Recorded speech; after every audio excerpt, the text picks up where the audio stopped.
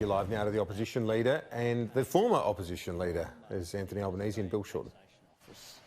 That we know as a result of Senate questions on notice that were delivered today, that months ago the government was advised that the robo-debt scheme was in fact illegal.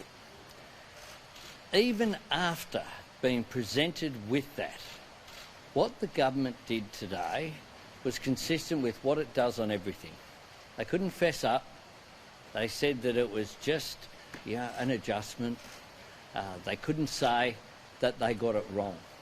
The fact is that given the ATO office advice, it's very clear that the government will have a very significant liability indeed, because people will put under enormous pressure.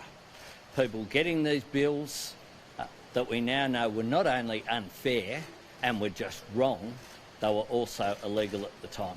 Bill? Thanks, Anthony.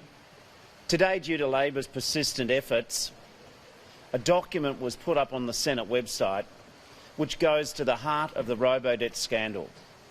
700,000 Australians received robo-debt notices over the last 4 years. The government has taken $1.5 billion off Australians back to the coffers for themselves. Labor has campaigned against the robo-debt. It's been unfair. Mothers report that their children have taken their lives, adult children, because of the pressure of these robo-debt notices. But today a document has been released which the government did not want people to see. They resisted it.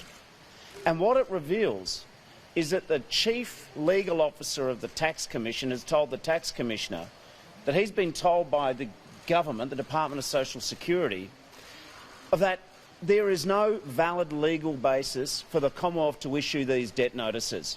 Or to put in plain English, the government has been illegally, unjustly enriching itself, ripping off hundreds of thousands of the most vulnerable Australians.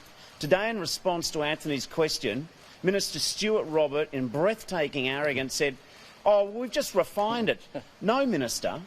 You have been illegally taking money from Australians for 4 years. Now the government needs to answer the following questions. When did they find out that the scheme was illegal? Why didn't they find out that the scheme was illegal? And furthermore, how many people will be repaid? How much money will be repaid?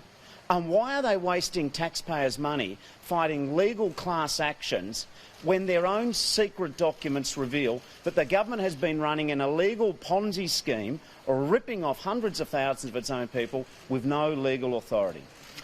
Look, we're happy to take questions on this and then other things, but perhaps this first. Is it reasonable to ask for the government's legal advice on robo-debt if that prejudices their position in the class action? And how can you force them to provide that advice? Well, let's be clear. We've already got documents where the government confirms that they know they have no legal authority. Just let's think about this for a second. The federal government has been illegally, unjustly enriching itself